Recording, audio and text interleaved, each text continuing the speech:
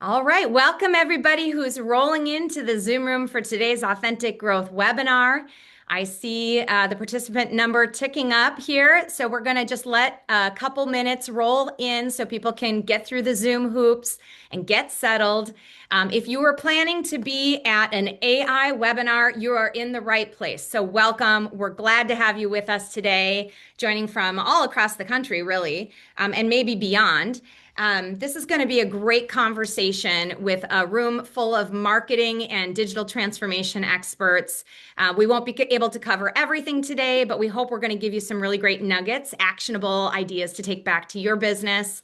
So as you get settled, I just want to encourage you to take notice on your screen of the Q&A icon. Use that if you have a question for any or all of the panelists as we go. I'm going to create space at the end of the webinar to take a few questions from the audience. So ignore the chat button and use the Q&A button. That's where I'll be paying attention as the moderator to any questions that come in. So I think we've officially hit critical mass of attendees in the room. We're going to go ahead and kick off because we have much to cover. So again, welcome to the Authentic Growth webinar. I am your host, moderator, Jennifer Zick, founder and CEO of Authentic. For those of you who are joining us for the first time, I want to share a little bit about who Authentic is and why we're here, and who is attending and who's in the audience and what we're hoping to be able to cover today. So Authentic is a fractional CMO firm and marketing transformation firm.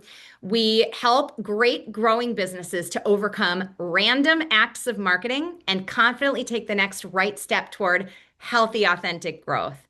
The clients that we work with all across the country are growth businesses. They're generally between 10 million to 250 million in revenue across all types of business models and industries. And the CMOs on our team, including Sue and Kristi, who are on our panel today, come to our team with really diverse and deep, true executive marketing backgrounds. And it's our joy every day to work with entrepreneurial teams to help them unlock the real strategic power of marketing in alignment with sales to drive growth. So that's Authentic. And this Authentic Growth webinar series was born a few years ago out of my desire to engage with my own team and those in our network of ally partners and friends on topics that are important to business leaders today. So today we're going to be speaking as if we're at a coffee shop having this conversation and we're thinking about the businesses we typically serve, which are those SMB businesses. But I want to acknowledge that in our audience today, we have folks coming in from large enterprise, folks from mid-market, folks from early stage startups. Some of you are owners, some are executives, some are growth leaders, some of you are consultants, some of you work in agencies. We have a really wide audience. And even though we're going to speak from the position of serving executive, small, mid-market teams, I hope that every single one of you attending today is going to learn something new or hear something that makes you curious to dig in deeper. So that's our goal for today. We're grateful to have you with us as we talk about the reality that we're all facing. You're building a business and AI won't wait, with a specific lens on how marketing is a great place to start to leverage AI. So before we dive in, I want to take a moment to let the rest of my esteemed panelists introduce themselves one by one, share a little bit about your background, your current role, and why you're excited to be here today. And I'm going to start with our guest and my former colleague, but longtime friend, Rob Silas. Hey, thanks so much, Jen. And thanks everyone for coming. Again, my name is Rob Silas. I am the managing director of AI and decision intelligence for Growth Operators. Growth Operators is a Minneapolis-based firm. We are a full service back-end value creation firm. And what that means is, well, we work with mid-market private equity companies as well as mid-market and lower mid-market companies to help them primarily in their finance function and HR and IT functions, and with me being on board with AI as well, to really help get them and get their backroom and processes in place so they can really accelerate growth. So we typically have consultants embedded that are doing a lot of great work with our clients in each of those different areas. Prior to being at Growth Operators, I spent 30 plus years in the sales and marketing side. And that's where Jen and I go way back, actually. And before I joined Growth Operators last August, I built an AI product myself that I was using with my sales and marketing clients. So it's been a nice, interesting sort of transition for me to see not only from the sales and marketing side, but also from the finance and HR and business side. Happy to be here and really excited for the conversation. Thank you, Rob. Over to you, Kristi. Yes, hi. Thanks everybody for joining today. I'm Kristi Gloppen and I'm the Chief Customer Officer of Authentic. And as part of that role, I actually do work for a few clients as CMOs, but then I do work with Authentic, directly managing the sales and marketing and growth for the company. My history, I have spent over 2 decades in marketing leadership, a lot of that in the tech and manufacturing space. Awesome. Thanks, Kristi and Sue. All right, thank you, Jen. Hi, everybody. I'm super happy to be here today.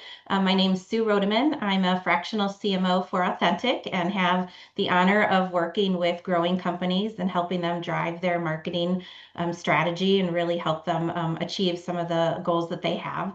So that's been a lot of fun. Prior to that, I spent over 25 years in a variety of different marketing leadership roles for B2B software, technology, manufacturing companies. Throughout that experience, technology has always been a passion of mine, whether it's because of the products that we sold or the way that we as marketers were using technology within the workplace. So this is a super exciting time and looking forward to having a nice discussion about it. Awesome. Thank you all for being here together. Your diverse perspectives teach me something every time I'm in the room with any and all of you. So I'm excited to learn today. And as I always do as the moderator of these conversations, I invite myself onto the panel to participate too. So I'll chime in and be part of this conversation. So Sue, I want to start with you. You are in the trenches with our clients every single day, like you said, leveraging technology to innovate. And AI is the newest generation of technology. So for the CEOs who are listening, they know that AI matters. They're not really sure where marketing teams are applying it right now. Where are you from the front row seeing the biggest tangible impact today? Yeah, great. Yeah, so I think there's a spectrum of examples happening today. So first and foremost, and what's probably been used more pervasively over the last couple of years has been around content creation, right? People and marketers in general are using it to create emails, write blog posts, create product materials. And at first, I'd say the quality probably wasn't that great. People were very skeptical of what was coming out of the AI tools. But as those tools have gotten smarter, and I think more importantly, marketers have gotten smarter about how to use those tools, the output really is quite good. And as a result, you should be seeing efficiencies in how quickly content's produced, the quality of what's coming out of those production engines, and then in turn, some reduction in external spend in driving that content as well. So that was just the beginning though. So I think as marketers are really learning how to train those AI tools, they're teaching them how to understand what their brand should be, what their business goals should be. And as they start to do that, it's really becoming a strategic tool that can help even design a campaign or analyze campaign data or other parts of research. And so we're definitely seeing that take shape more. And as a result, the product or the campaign or what's being produced, the program is getting sharper, the quality is getting better, and things are getting produced more quickly, which is really great. Another benefit that I personally love, I've always been someone that loves to have that peer in the workplace that I can bounce ideas off of, that I can work through a problem together. And I'm finding more and more, myself and others included, are using that AI engine as a colleague or as another peer, someone that they can really work through problems. So I think that in itself is making us all smarter. It's making our product better and really, really improving what we're putting together. What's most important, I think, in that, though, is that the role and the skills that the marketer's playing is changing, right? We used to be producers. Now you need not just creative people, but you need somebody that can be a critical thinker. And I think that gets even more important as we go into the next stage that we're starting to see where automation is taking shape and those agentic solutions that I think Rob will probably talk about really start to take shape as well. So it's not just about building content, it's about how can I automate a process? So how can I more quickly, more accurately, more personally route the leads that are coming through the system as an example. So instead of having someone look at it or a system do some basic if then rule reporting, you can get really smart about what did that lead look at? What are some of the challenges associated with that lead? Create something on the fly, more personable, more actionable right there and then. So it's really exciting where this is all going. Absolutely. And we're using these solutions at Authentic all around our marketing programs too. Maybe you want to speak a little bit about, I think one of the latest blogs that we've published is a blog that you wrote, if I remember correctly, Yep. in collaboration with the AI environment that we've created for Authentic that helps to support our brand, our voice, but also elevate our CMO's unique thought leadership. So you share a little bit about under the hood on that. Yeah, absolutely. So I consider that almost like a marketing assistant that we have now in in our workplace. And so I went and started to write a blog, and I had some ideas that I wanted to speak about. I wanted to speak about clarity and the importance of clarity within the marketing organization and the impact that they can have on a marketing organization. But I also really wanted to tie it to how I see our methodology come to life in that vein as well. So I put together some of my thoughts, some of the goals that I had for it, some of the copy that I had already written about it. And the blog tool was able to take that, shape it, align it to the methodology that we deliver to our customers and our customers on a daily basis, and then also really ensure that it's aligned with the brand, that it's aligned with any other kind of rules and perspective that we have when we're talking about ourselves. And it did it in the nick of time. Like it was absolutely amazing how quickly I was able to produce that, but it was still in my voice, which was certainly important to me as well, that I was able to retain my voice throughout it. Yeah, and I'll just speak into that. Like that blog could not have been written without Sue because it's Sue's wisdom, it's Sue's thought leadership, it's Sue's experience through the lens of a CMO as being a true thought leader. But what that saves for us is the editorial process that used to take a human to like interview Sue, create something, draft it, review cycles, make sure all of our IP is properly formatted and trademarked and all the things. Only just a couple of years ago, we spent over $30,000 a year to create one blog a month with that kind of a manual intensive process. And there are so many companies rich with experienced thought leaders that have had such a struggle to engage. Like, how do we get our engineers and our architects and our brilliant people to be voices in our content? Like, it's never been less friction than it is now. And so, Rob, speak a little bit into this topic about you've always been a leader in the space of technology. You're always paces ahead of the rest of us. So where are you seeing the application for marketing today, and where do you see it like tomorrow? Sure. So let me talk a little bit on maybe on the data side as it relates to Yeah. marketing first. And as we all know, AI gives us some tremendous opportunities to do analysis faster. And in the time that Jen and I have been associated together, I've always been really passionate about how do we get to the stories and the data? How do we get to the narrative to make it easier for people to understand? And AI it really gives us the ability to get there now like it never has before. So maybe let me give you a quick example.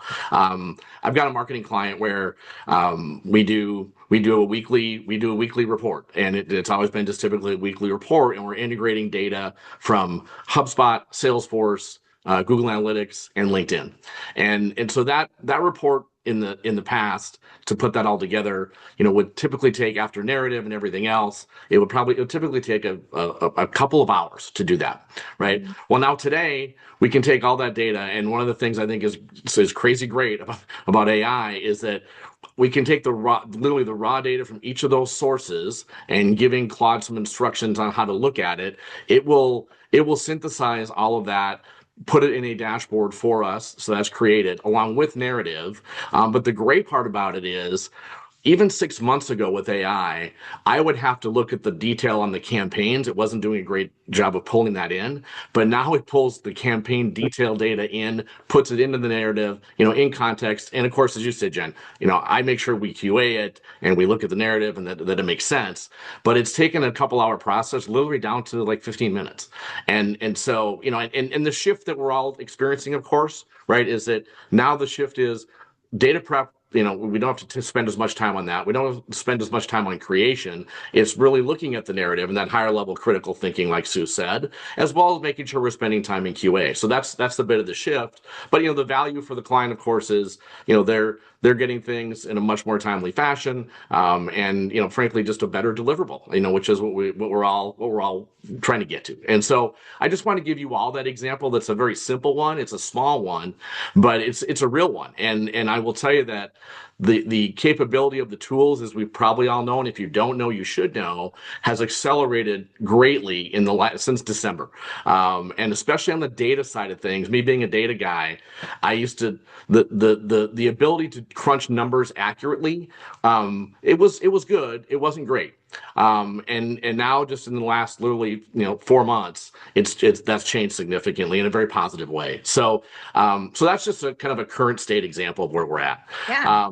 And so, I mean, in terms of where things are going to be on this, honestly, I don't think it had more than about 60 days. I mean, literally, because you can't, right? I mean, you just can't. So I think, Sue touched on, we're going to see a wave of agents that's already hitting us, right? And that's going to continue to accelerate. I'm not going to go into detail on that because we could be here for hours on that. But, that to me is certainly the thing that's coming that we all have to really be aware of and be looking at how we can leverage those effectively and safely in a business context. Absolutely. And I'm going to move on to our next question very shortly here, and that's going to come back to you, Rob. So I want to give Kristi a moment to weigh in on this because, Kristi, you've just recently, in the last few weeks, stepped into the CCO role for Authentic, and you're still analyzing where we're at with our existing marketing, with our existing sales processes, all of that. But how are you thinking about AI in a small business like ours, supporting the small team that we have that's scrappy? How are you imagining that as part of the plan now? Right. Well, I know some people think AI is coming, right? And it's going to change, it's going to change marketing quickly. However, AI is already here and it's already changing marketing. And as marketers or growth leaders, we need to change our approach on how we are finding our customers. As an example, traditional search this year will be down by 25%. That's pretty staggering. And companies and marketers are noticing this as they look at their paid search and their SEO, and they're like, what's happening? Everything is falling off of a cliff, right? And the industry is now saying that by 2029, searches on AI search engines or answer engines are going to completely surpass traditional search, paid and organic. And we're already seeing this shift. This isn't something that's going to happen right now. More of our inbound leads are coming through an AI engine than are coming through a Google search or through paid search. So we need to make the shift, and all marketers really need to make the shift quickly. What I would say is with this falling off of the cliff of search metrics is a lot of companies are not set up to have a playbook to reverse that. And it's really going to take digging into your content, digging into your web strategy, and really determining how can I be found in this new environment where AI has grown faster than most expected. There are several reports too around why is inbound why are inbound lead sources changing, right? And part of it is engines are really sending more qualified traffic to your website.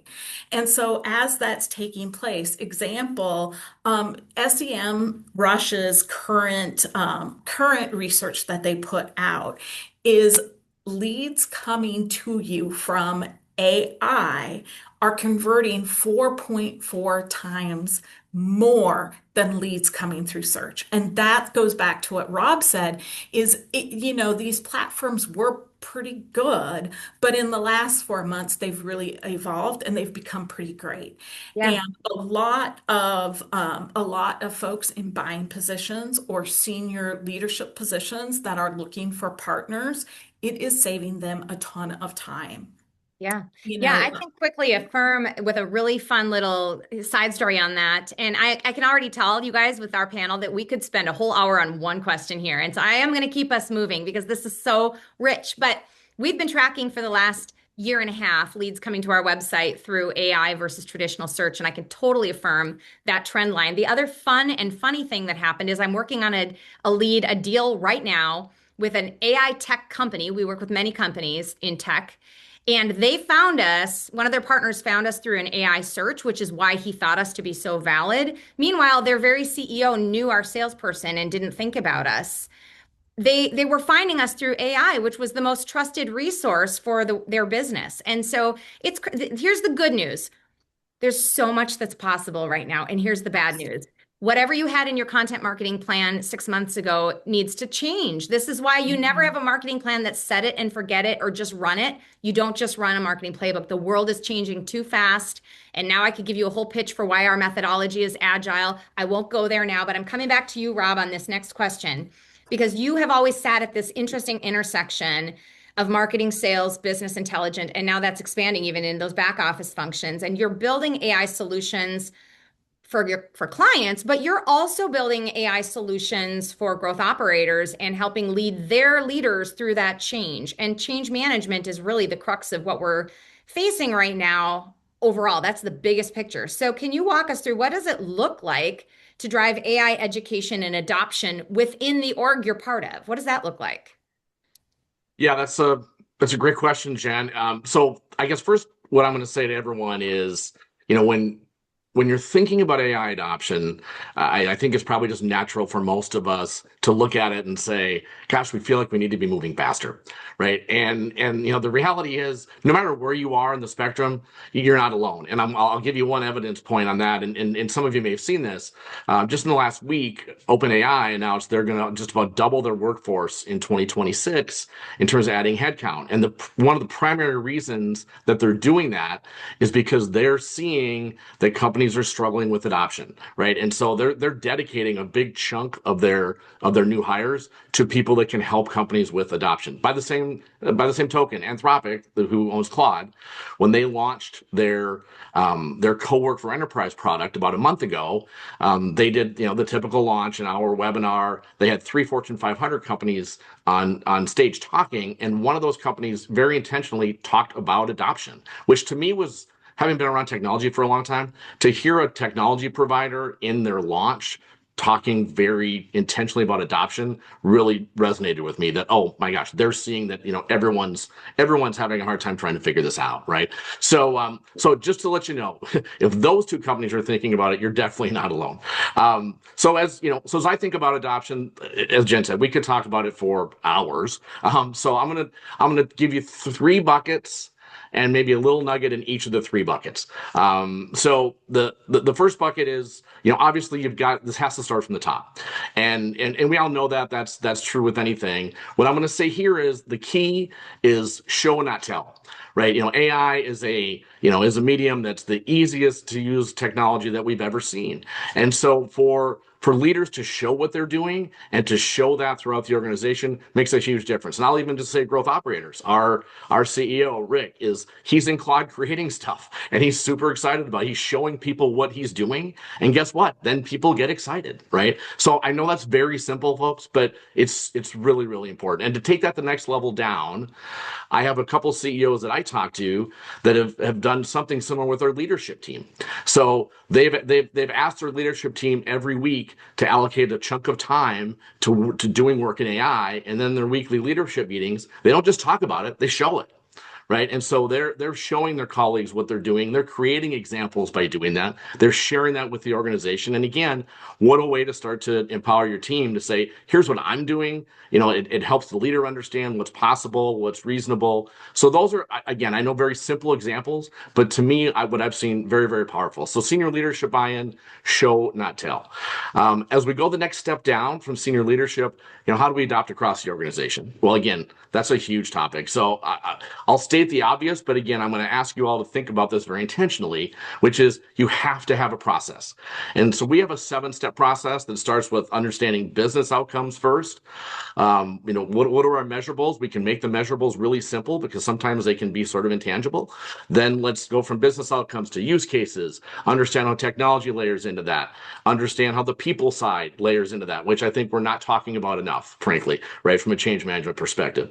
And then governance comes into that as well. We'll talk a little bit more about governance, hopefully here in a little bit. So have a process, make sure you put a process in place, and make sure that it's grounded in business first. That's absolutely critical. We can't fall into a one-dimensional, tool. We love the tool. Let's talk about the tool first. It has to be grounded in business and business strategy. And then the last thing is implementation. So, this is an area where it's interesting. I've done a couple of really great strategy sessions with clients, and we get done with the strategy session. The first thing they say is, "This is awesome stuff. I love what we've laid out, the priorities, but I have no one that can do this. I have no one that can lead this," right? And I think for mid-market and lower mid-market companies, I seem to hear that pretty frequently. So it's an opportunity to really think about how can fractionals help you, whether it's a fractional CMO to come in and help you understand the business side of what needs to happen and marry that up with the technology to move things forward, or the whole fractional chief analytics officer space is starting to grow for companies looking to do it organization wide. So whether it's a fractional or not, you want to have someone in that role that does really have that understanding of the business, understands process, understand how different functions work, and marry that up with the technology. Where I have to say I've seen some companies fall down is they've put people that are really technology first people in those roles, and they're very smart people. But if you do that, you have to have them paired up with a strong business advocate, just like we've had to do in any transformation, but especially in this one. And I would suggest if you're looking to put someone in that implementation role, look for someone that can start business first and pair them up with the technology expertise. So those are 3 quick nuggets for you. Again, a lot to talk about there, but that's what I'm seeing that's working. And I think those are things that will continue to work. Awesome. Sue, I see you leaning in on A this. little bit, yeah. So I just wanted to echo and just really affirm, love what you said, Rob, about show, not tell. I think, like we said at the start of the call, I think everybody wants to do AI or get on the AI train, if you will. But it's hard for them to understand beyond, I think I can use it to be a search engine. How do I apply that in my business arena? And so I love that idea of show, not tell. And I think that's really what starts to then get the impossible imagined, because then they can start to translate into, oh, you did that for you, I could probably do that for me. So great approach there. Absolutely. And that's exactly what happened at Authentic. We started with a Slack channel on AI like 2.5 years ago with our CMOs sharing what they're learning and seeing and touching. And then I sat down with one of my CMO thought leaders at my conference table and said, show me this custom GPT that you built. How did you do it? Like, it felt like I'm not a coder. How do I do this? She showed me just the starting page and I'm like, oh my gosh, I get it, right? Like how to build this thing. And then the system taught me, and I locked myself away for a couple of days and started transforming several of our processes, but thinking of it from a business mindset. And then I started to recognize not everybody in my business is going to be a self-learner by just putting their hands on it. So we did invest in some training and education for some of our key leaders, because everybody's got a different learning style. Like, how do you bring people along? You can show and tell, or you can teach the fundamentals, but you got to understand the learning styles of the people around you that you're asking to take the baton and carry it into the business. All right, I am going to move right along into our next question. And Kristi, this one is coming to you.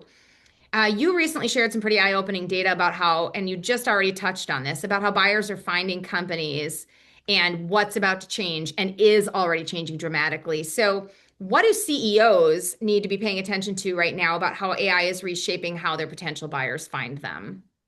Right. Well, I think there's a couple things. The first thing is AI does allow us to accelerate research, to accelerate our planning, all of those pieces, and to get to insights faster. However, what CEOs need to think about, especially in small and medium businesses, is you need to have the right talent sitting in that senior level marketing spot to be able to take that insight and convert it into strategy and action. And that's where we're seeing the biggest gap within our customer base is that they don't have that senior talent that can sit alongside the CEO and build that future growth engine. Mm-hmm. So um, what we're seeing some of our clients do is some of them are actually keeping their fractional CMOs longer so that they have that thought leader and they have somebody that can take those insights and help convert them into the strategy so the company can grow faster and surpass their competitors because it's very easy to get that competitive research by asking the right questions to an AI platform. Yeah, well, AI is definitely having an impact on our business model for a couple of reasons. First of all, when I first started in marketing, to date myself, like 25 plus years ago, there were only like five tools in the marketer's toolbox. It was like trade shows, catalogs, print advertising, creative, whatever, simple. And then the internet was born right around the same time, and the world began to change and change very quickly. And marketing went from being a creative discipline to being a data-driven discipline with creative. So those of us who are now CMOs who lived through all the generations of that have always been digital transformation forward. This is just the next chapter of that. And so we are growth leaders with digital transformation mindset, which puts us in a real hot seat to be the thought leaders bringing our clients forward on these. And I'll also say that in terms of what the CEOs are thinking about, I'll speak as a CEO who's thinking about this. Like, how does this change our lead gen, demand gen sales process? Now, we're a B2B professional services firm. A lot of opportunities come to us through our high trust referral networks. That's just human chains of connection that AI is not necessarily impacting. But 30% of our deals and our revenue has come traditionally through inbound. And that's changing very quickly. And my first gut instinct with the AI tools, 6, 12 months ago was look how easy it now is for us to create more thought leadership. And that changed quickly when it's like everybody can create more thought leadership. That is not the edge here. The edge is to understand how these new solutions read our content and find us and prioritize our see us as legitimate resources. And the formula for that and even the platforms through which that's happening are different than the machine we've been feeding all this time. And Absolutely. so this is why I'm saying if your marketing playbook has relied on a traditional content marketing strategy and you just want to throw more at it or put more dollars to buy more leads, that's just going to be a fast track to spending more money and driving up your cost of acquisition. Like we all need to be rethinking acquisition strategy right now. And this is why I'm so grateful for the model behind Authentic with our mind share of CMOs all sharing what we're seeing in the market and how we're responding to it together so nobody is getting stuck. But these pivots have never needed to be made faster and more thoughtfully because you can't just stop everything you've done until you figure out a perfect plan. You have to start turning the dial, and we're turning the dial without knowing what the world is bringing to us next. So it's an exciting and crazy time out there. That's for sure. Absolutely. So Sue, over to you. Unless I'm sorry, I didn't even pause. I jumped in and took the helm on that. But is there anything else, Rob or Sue, that you would want to weigh in on that one about like what's on the CEO's mind in terms of, brand awareness and what's changing? I mean, certainly, I think using the word authentic, right? The need to stay authentic in what we're doing is a guiding principle, which is super important. And I think people question, but like I said before, I think the quality of what's getting produced is so much better, and it really becomes a voice of our own. So that starts to get answered there. And then I think it's really evaluating what does that change? What does that change in terms of my workforce? Like, what do I need within the organization? Does it change the profile? Does it change the structures? I think that's another big question that's weighing on CEOs' minds. Absolutely. Um, So Sue, continuing on with you, you've talked about how the marketer's role is evolving from creative production to critical thinker, evaluator. Um, there's a temptation right now for business owners to think AI means they can go lean on one of two directions. Like I'm talking to people who think, well, I no longer need an expensive senior marketing leader because AI can just build our strategy. And then others who are saying, we don't need any, early stage career people because all the production can come out of AI. So, how are you helping leaders discern, like, how does this impact talent, and what is the right approach to understanding those Sure. opportunities and impacts? Yeah. A great question and not an easy one to answer, right? There's definitely not an easy button with any of this. But I think first off, the need for people isn't going away. I think it's the need for the roles that they're performing and the way that they're approaching their job. And so that's why, like as you said, and I said a little bit before, right? It used to be a creative function. Marketing was viewed as a creative function. Then with the onset of technology, certainly that became a more important role of the marketer. But now I think I can't underscore enough that need for critical thinking at every level of marketing because it really is not just creating the content, it's evaluating it, right? At the CMO level, then it's really being able to look across that organization and continue to polish the way we play that role as orchestrators, right? Because it's always been how do we bring all the functions together to work together and be the most effective. But as that's pivoting, right, the way that those roles work together need to change, and the skill sets that the teams need to have need to change. So I think it's really understanding the talent that you have and bringing together, right, the critical thinking, the technologists with the creative minds to bring the right ideas and the right strategies to the marketplace. And then at that senior level, really being able to tie that into what is the strategy, what are the goals of the organization, and how do I bring those functions together? So still incredibly critical.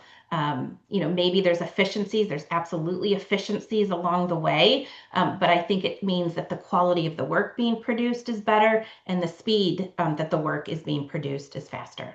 Absolutely. And I want to use an analogy that I heard from a panel that Rob was on at the Association for Corporate Growth just recently. I don't recall which panelist was sharing this analogy, but it's so true that in the like late 70s or early 80s, whenever ATMs appeared on the scene, the prediction was that bank tellers' roles would be wiped out because now there was just a machine you could go to get cash or to deposit cash. But instead, we have more bank tellers now than we had then because their role shifted in the customer experience and was able to provide something of greater value in a different format than they did before. And in the same way, uh, professionals in the workplace are going to be needed around all kinds of new jobs that don't yet exist. And I wish I had it pulled up right in front of me, but Nancy Lyons, who's a brilliant entrepreneur and tech advisor leader in the Twin Cities, posted, I think just today, some statistics that I'll probably get completely wrong, but they're pretty eye-opening about companies making plans to cut such significant percentages of their labor force this year in anticipation of AI efficiencies. And yet the current data shows that employees are reporting more inefficiencies than ever because I think it was like 346% less efficiency because we're all trying to like learn how to approach new things while trying to implement them, while trying to run our current jobs at the same time. Like we are not there yet where the promise of efficiency is yet the reality. And so I think some businesses are making short-sighted decisions about cutting investments in staff rather than developing the staff that they will need in their business for the future. And the other thing I think that is important to recognize, and I've been really thinking about this as a mother of college-age students, one that's graduated, one that's in the middle of college, one that's in 10th grade, is what is the relevance of a traditional university education right now to prepare students to enter tomorrow's workforce?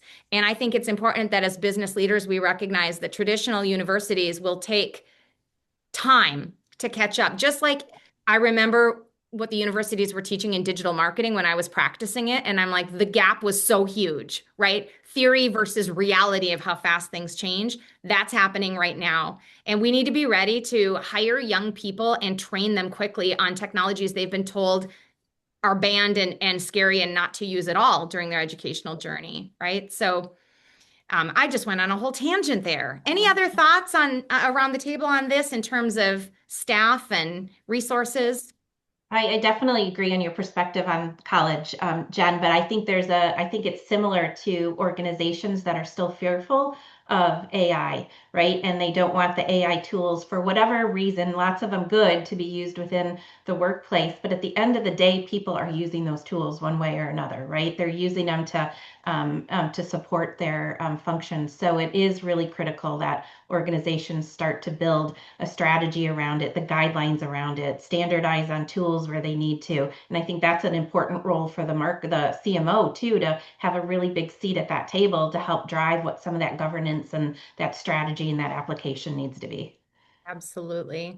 And if I could just weigh in a couple things quick, I think one that I don't see a lot of conversation on, and it's a little bit of inside baseball if you're close to the tools.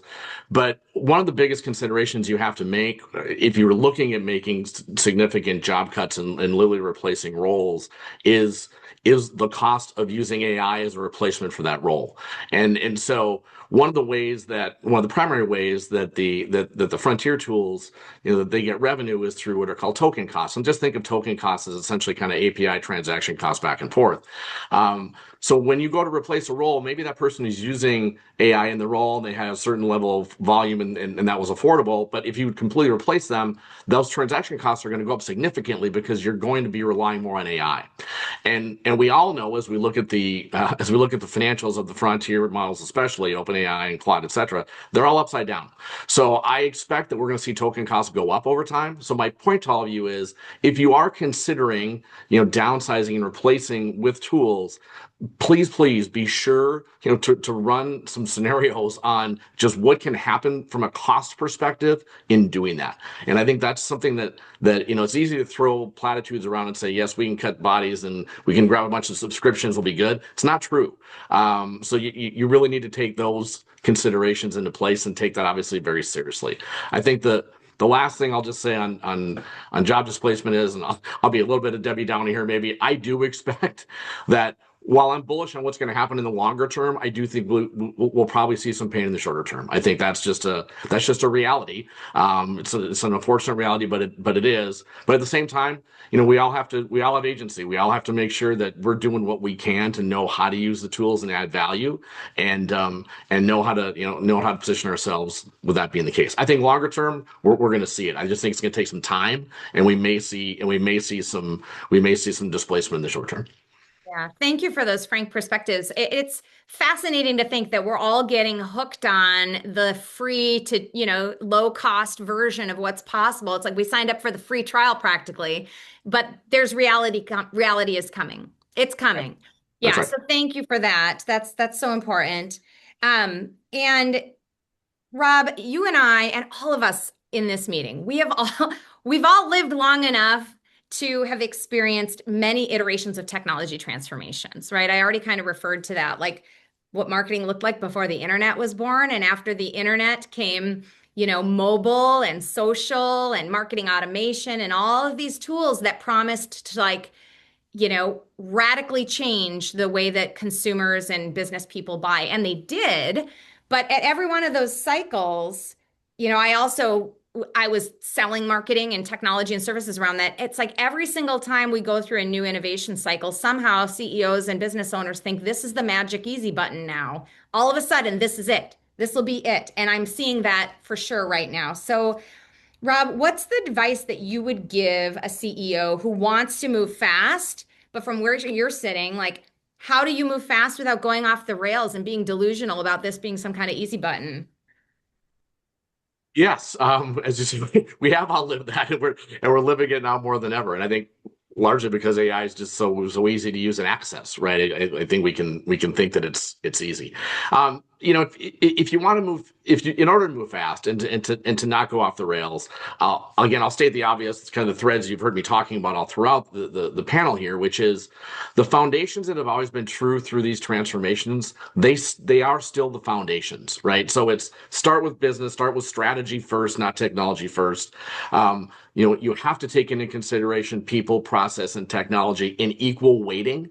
Not don't overweight on the technology side of it.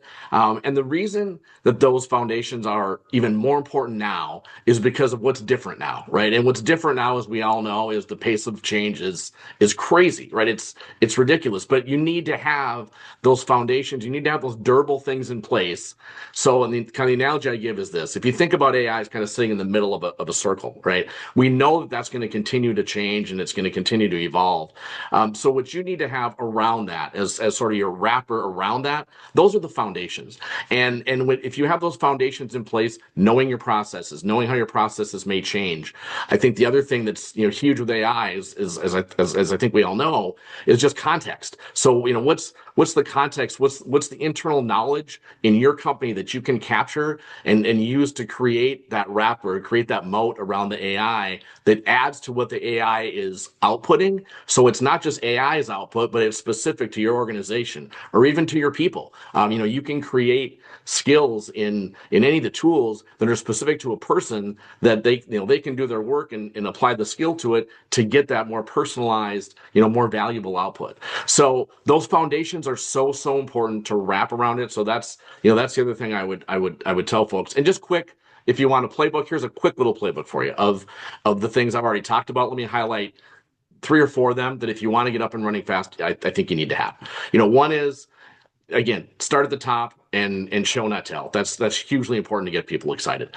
The second thing is, as we think about adoption in the organization, start with identifying use cases. You can do a quick little 4-quadrant on business impact and effort to implement. Use that. You can do that quickly to map out use cases and understand how the technology, and grab any of your technology people. They'll be able to tell you how they can map to those different use cases so you know what to apply where and where to start. And if you've already started, you can start to look at what are the things we need to do next.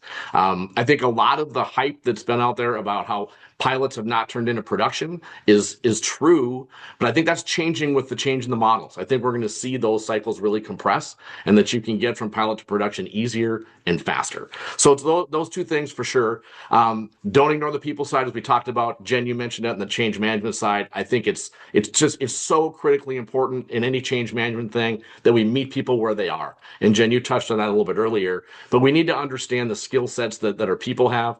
We need to understand, their bandwidth, their skill sets, and their motivation, and apply accordingly and put them in a really easy way to have success early. Because I think we've all seen, when you use this and you have success, then you want to do more, right? So that's the people side. And then governance. And we really haven't talked much about governance.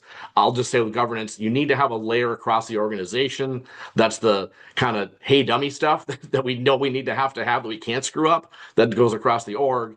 And then when you look at use cases, you may want to have another layer there, just depending on the type of use case, if you want to turn your governance up or down. So that's how I think about governance and getting that in place quickly. Those are really kind of the key things if you want to get up and running fast, right? And remember, and we all mentioned, this really isn't about an easy button. The success to this is not about an easy button. It's about a discipline button now. I mean, that's to me what it is. So. Yeah, and that's where senior leadership becomes so imperative. The discipline to manage the pace, the expectations, the order of priorities, and the judgment to apply that within the context of your business landscape, and what's important to the stakeholders around your business. So Sue and Kristi, I'm going a little off script here, but I would love to hear from each of you. You sit at that intersection as a trusted advisor and a member of our client leadership teams, and you're holding the ankle of a CEO over here and holding the hand of the marketing team members and agency partners over here, and you're working through change, and we're all facing change at a velocity that's faster than we've ever felt before. So Sue and then Kristi, what are you asking of or needing from your CEO and C-suite colleagues to be an effective CMO right now? And what are you asking from the people that are part of the marketing team? Yes. So I think in some cases it goes back in both places to a philosophy I have around taking risks. and failing quickly. Like you have to have the environment in place where we can iterate, where we can try new things, but have the grace if we need to fail and fail quickly, learn from that and start again. So I think that's something you need from both, right? You need that from your CEO, that willingness from your CEO, but then also that same kind of acumen and independence from your marketing team and your agencies as well. I think it also goes back to at the CEO level. I love how Rob laid out that quadrant. I think as we're thinking about where we want to apply this, we need to be aligned on what is the biggest benefit, what type of impact can an innovation have, and get that support then at that CEO level to try to tackle those sorts of projects. But also then do it at a pace that allows us to keep the wheels running so that we aren't burning out and spiraling the teams that are making a lot of the magic happen. For sure. And Kristi, what about you? What are you asking of your executive leaders and your marketers in this time of change? The first thing is that this doesn't happen overnight. It takes some time. And so I ask for the patience as we work through it. Just like when you hire a new employee, you need to take time to train that employee and get them up to speed to really understand the company. It's no different with AI. You've got to train it. You've got to get it to a place where it understands your company. And that doesn't happen overnight. That takes time. And in order for that to happen, you have to have the content and the information that you can give it so it does have a true understanding. And quite frankly, some of that foundational work at companies isn't done yet, right? And so you do need to have foundational elements in place. You need to have your brand guidelines. You need to have your processes documented, all those pieces. So it's not jump into AI right away and it's going to work perfect. It's going to be a process to get there. Yeah, that's absolutely true. And I can speak from the seat of a founder, owner, CEO to say some of the things that I know CEOs are wondering because I'm talking about it in all my CEO peer groups and I feel this, okay?